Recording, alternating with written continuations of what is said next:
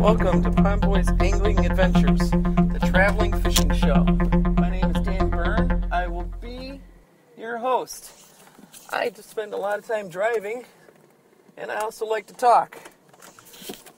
So, I decided to move my podcast to my car while I drive. We will talk about everything from bluegills to salmon. Most of the Midwest species I am very familiar with.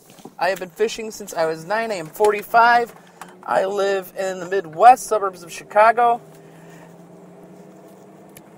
And I think we can have a lot of fun. This is a test episode. I don't even know if it'll make it online. I got to see what this thing sounds like when it's done. Every episode will be promoted by sponsors. I have several sponsors that have asked me to promote them. So I've tested their products. I will only push a product that I believe in and have used. And today's show, it will be will be sponsored by Pivot Head Recording Eyewear. They're glasses that, they're sunglasses you wear and they record. So unlike other devices, there's no headset to wear, there's no apparatus. You just push a button and record, which is perfect when you're fishing because your hands are full. You already have a rod anyway. So what will the title of our very first show be? I think it should be How to Fish. Let's start from the beginning. How do you fish? So, if you're out there and you're like, how the heck do I fish? Well, you're going to need to learn. So let's go over some basic things that you can do to catch most fish. We'll go over a couple rigs, what you need to bring. First, obviously, you need a fishing pole. If you're not going to go very often, you don't need to spend a lot of money. Even the cheapest ones will catch fish. Second thing you always have with you is a pair of pliers. You're going to need to remove hooks. Something sharp to cut with. I prefer scissors, but there's nail clippers and knives. But you need something to cut with. Rag to keep yourself clean. Bug spray. Sunglasses, preferably polarized, preferably pivot heads.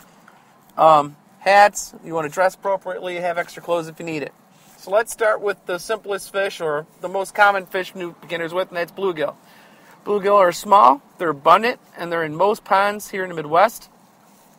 They're small, they're tough, they fight great for their size, and even the youngest or the oldest new fisherman can learn to fish for them. The key to bluegill is really small presentation. The biggest mistake most guys make is they use too big of a hook or too big of a bait. The bluegill's got a tiny mouth, they'll just pick that stuff right off, or they'll ignore it because it just doesn't fit.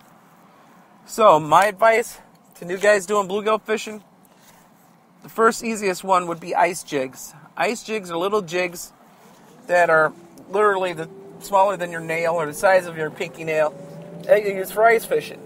But they're tiny enough and attractive enough to fit in the bluegill's mouth. So what can you use? So I would go with ice jig or very small hooks. I mean, really small. If you think it's small, I say go smaller than that, especially if it's the first time you're buying hooks, all right? You want them really small. What's your easiest bluegill bait? Well, easiest bluegill bait would be waxworms, which is a larva, spikes, which is another smaller larva, crawlers, of course, and they have fake larvae. One of our sponsors, World Lures, has these fake larvae called Magic Maggies. They're plastic maggots. Those will work. Berkeley Power Bait makes little power maggots. So, how do you get it? How do you reach the fish? How do you get to them? All right. So you got your jig tied on. Let's say you put on a waxworm on that jig. Just hook it right through there a couple times. You're good. They call them waxworms because when you squish them, stuff that comes out looks just like wax. You're going to need a float. Easiest way is use a float or bobber. Bobbers are plastic and cheap. Floats are anything you spend over $3 for. All right. There's a couple times. There's the good old red and white bobbers, which I hate. Don't buy them. But if they are what you have, that's what you have. You push in one side, a hook comes out, you wrap the line around, you hold in the hook on the other side, push in, the other hook comes out on top, wrap the line around. The easiest one to start with is a spring bobber. There's a company called Bill. They have bobbers at most Walmarts, Myers, everywhere you go. You just need a small spring bobber. All right, you pull back the spring, there's a little notch there. You wrap your line around it. Your bobber's now attached. Or how high do you do it? Where do you start? Well, if you're fishing from shore, most of your casts are going to go 5 to 20 feet, right?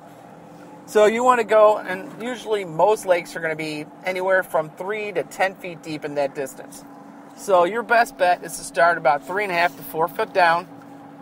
All right, and you want one more thing, is a split shot. Split shot is little round pieces of lead or tungsten. You want small ones. I would use just one at first, about halfway down. And then what that does is just holds your bait down in the water column. Later episodes we'll get into how to use shot effectively, how to use your floats effectively. But that's your basic setup.